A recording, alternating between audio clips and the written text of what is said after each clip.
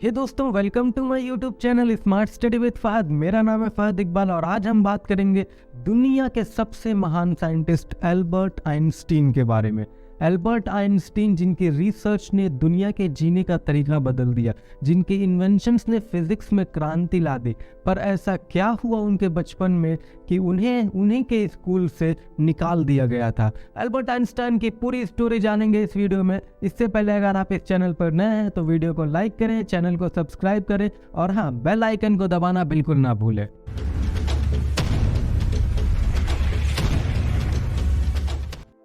Albert Einstein का जन्म 14 मार्च 1879 में जर्मन के एक यहूदी फैमिली में हुआ।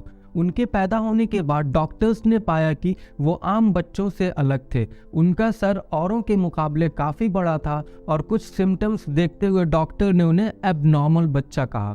एल्बर्ट आइंस्टीन का दिमाग दुनिया में सबसे ज़्यादा काम करने वाला दिमाग था और उनका आईक्यू लेवल सबसे हाई माना गया है। बट एल्बर्ट आइंस्टीन अपने बचपन में सबसे ज़्यादा डल बच्चों में गिने जाते थे और वो अपने स्कूल्स में हर सब्जेक्ट में फेल होते थे सिवाय मैथ्स और फिजिक्स के। आमतौर पर जब कोई बच्चा पैदा होता है तो 1 से 1.5 साल बाद बोलना चालू कर देता है, बट एल्बर्ट आइंस्टाइन पहली बार 4 साल के बाद बोले थे। वो एक रोज़ अपने फैमिली के साथ खाना खा रहे होते हैं तो अचानक से कहते हैं कि सूप बहुत गर्म है। ये सुन के उनके पेरेंट्स शॉक और उतना ही खुश भी होते हैं और फिर उनसे पूछते हैं कि तुम आज तक क्यों नहीं बोलते थे। तो एल्बर्ट आइंस्टीन उन्हें जवाब देते हैं कि आज तक तो सब ठीक था। एल्बर्ट आइंस्टीन को बचपन से ही फिजिक्स से रिलेटेड चीज़ों में बहुत इंटरेस्ट था। जब वो 5 साल के हुए तभी से उनके मन में अलग अलग सवालों ने जन्म लिया।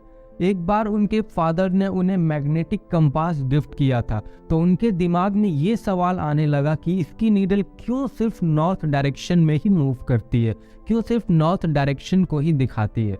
उसी बीच उनके फादर ने उनके अंकल के साथ मिलकर एक बिजनेस स्टार्ट किया था। वो बिजनेस इतना लॉस में चला गया कि उनकी पूरी फैमिली को जर्मन छोड़ना पड़ा और जर्मन छोड़ के वो इटली शिफ्ट हो गए। चूँकि एल्बर्ट आइंस्टीन बहुत ही स्लो थे बचपन में, इसकी वजह से उनका स्कूल में एडमिशन भी काफ़ी देर से हुआ। स्कूल में उन्हें बिल्कुल भी अच्छा नहीं लगता था, जिसकी वजह से वो तरह तरह के बहाने बनाते थे और कभी कभी तो झूठी मेडिकल्स भी बनवा लिया करते थे ताकि उन्हें स्कूल नहीं जाना पड़े। उनका मानना था कि स्कूल का पूरा सिस्टम ही गलत है। किसी भी डेट्स या हिस्ट्री को याद करके किसी भी नई चीज़ का इन्वेंशन नहीं किया जा सकता था और यही वजह थी कि उन्हें अपने फ़ोन का नंबर तक नहीं याद होता था। उनका कहना था कि जो चीज़ें किताब में लिखी मिल सकती हैं, जो चीज़ें हम नोट करके रख सकते हैं, उसे याद करके क्या फ़ायदा। इससे किसी भी नई चीज़ का, किसी भी ऐसे आइडिया का इन्वेंशन नहीं हो सकता है।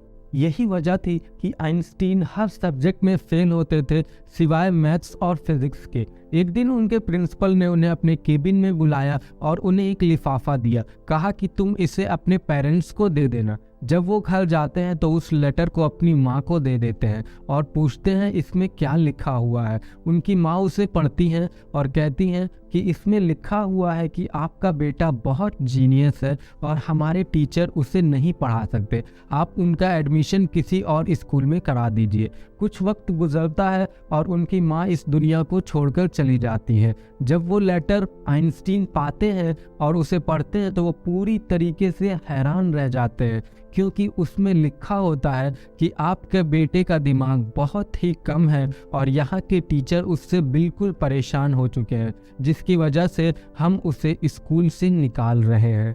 उन्हें सब नापसंद करते थे, पर उनके स्कूल में उनके मैथ्स के टीचर उन्हें बहुत ही ज़्यादा जीनियस समझते थे। वो उनसे कहते हैं कि तुम इस स्कूल को छोड़कर चले जाओ, क्योंकि तुम्हारे लिए यहाँ पर कुछ भी नहीं रखा है। तुम जब यहाँ से जाओगे तो ज़रूर कुछ बहुत बड़ा करोगे।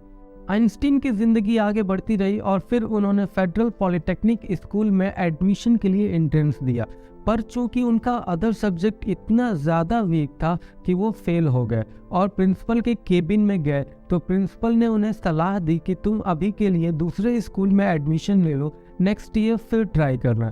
नेक्स्ट ईयर आता है, आइंस्टीन फिर ट्राई करते हैं, अब की बार वो पास हो जाते हैं। उन्होंने वहाँ से अपने डिप्लोमा की डिग्री पूरी की और उसके बाद यूनिवर्सिटी ऑफ ज़ुरिच से 1905 में उन्होंने पीएचडी कंप्लीट किया। इसके बाद वो बहुत सारी रिसर्च करते हैं और दुनिया को एक से एक इक्वेशन देते हैं, जैसे कि mass energy equation, general relativity, specific relativity और थ्योरीज ऑफ ब्रोनियन मोशन और भी बहुत कुछ। इन सब में इनका equation of mass and energy बहुत ज़्यादा फेमस हुआ, E=mc²। इसी का यूज़ करके आगे चल के एटम बॉम्ब बनाया गया। एल्बर्ट आइंस्टीन की मौत 18 अप्रैल 1955 यूएस में हुई। इनकी मौत के बाद भी इनसे रिलेटेड बहुत से इंसिडेंट्स हुए, जैसे कि जिस हॉस्पिटल में ये एडमिट थे उस हॉस्पिटल के डॉक्टर ने इनकी मौत के बाद इनका दिमाग चुरा लिया। वो चाहते थे कि इस पर लैब टेस्ट हो ताकि सबको पता चल सके कि आखिर एल्बर्ट आइंस्टीन के दिमाग में ऐसा क्या था जो वो इतने जीनियस थे। फिर इसी की वजह से इसमें पुलिस और कोर्ट का भी इन्वॉल्वमेंट हो गया। ये बहुत ही कंट्रोवर्शियल हो गया। इसके बारे में हम दूसरे पार्ट में बात करेंगे। और अगर आपको ये वीडियो पसंद आई हो तो इस वीडियो को लाइक करें और चैनल को सब्सक्राइब करना बिल्कुल ना भूलें।